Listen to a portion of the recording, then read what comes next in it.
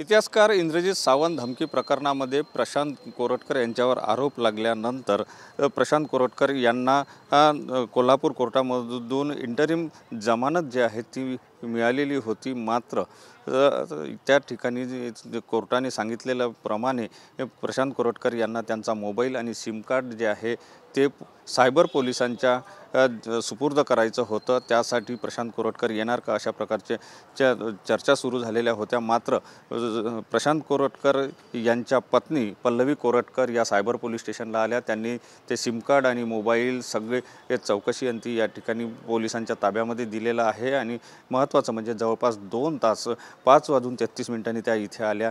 त्या जवळपास 2 तास या ठिकाणी त्या या पोलीस स्टेशनमध्ये होत्या। सगळ्या ज्या नियमाप्रमाणे ज्या गोष्टी करायला पाहिजे त्या सगळ्या पोलिसांनी केल्या।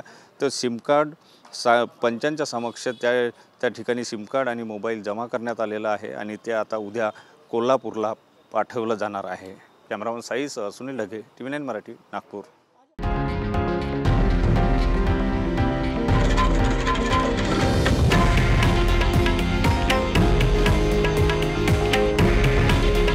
हे आहे देशातील नंबर 1 न्यूज नेटवर्क आणि आपण पाहत आहात TV9 मराठी।